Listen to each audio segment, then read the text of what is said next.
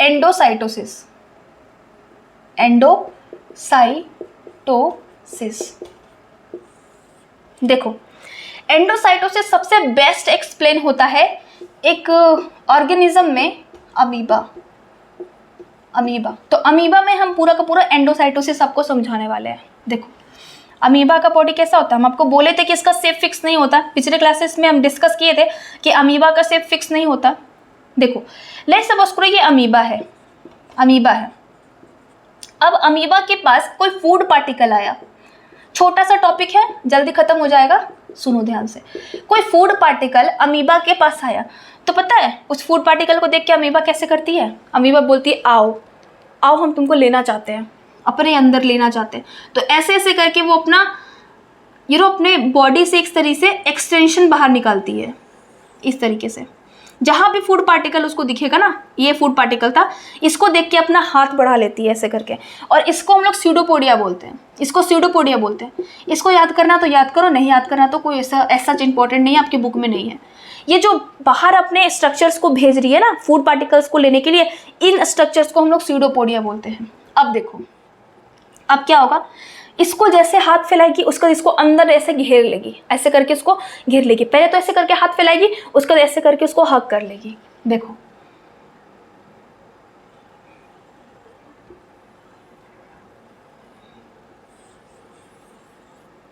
ये अमीबा था और फूड पार्टिकल को देखो ये किस तरीके से हग कर ली है, ठीक है।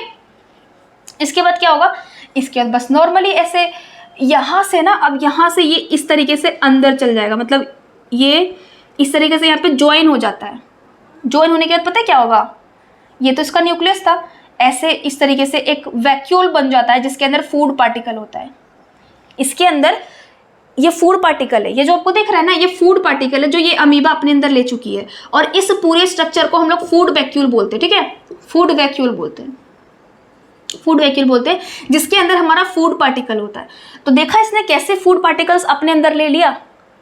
अब इस फूड पार्टिकल का क्या होगा ना, ये हम लोग लाइसोसोम में डिस्कस करेंगे, ठीक है। लाइसोसोम आके इसके साथ कंबाइन करता है और इसको डाइजेस्ट करता है, पूरा का पूरा फूड पार्टिकल को डाइजेस्ट करता है। लाइसोसोम क्या है, एक सेल ऑर्गेनेलिज है, सेल के अंदर का कंपोनेंट है, ठीक है ना। इसके बाद क्या होता है वो हम लोग बाद में डिस्कस करेंगे। बस यहाँ पे देखो कि अमीबा क्या किया, अमीबा फूड पार्टिकल को देखा तो अपना हाथ ऐसे करके फैलाया, उसके बाद उसको बोला कि आओ आओ हम तुमको हग करते हैं, तुम मुझे चाहिए।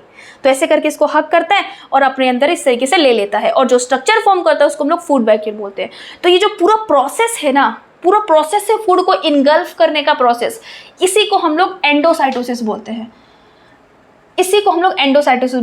The process of engulfing food particle, इसी प्रोसेस को हम लोग एंडोसाइटोसिस बोलते हैं। एंडो का मतलब क्या होता है, एंडो का मतलब होता है अंदर, अंदर लेना, फूड पार्टिकल को अंदर लेना ही एंडोसाइटोसिस कहलाता है। पूरे प्रोसेस को हम लोग एंडोसाइटोसिस बोलते हैं।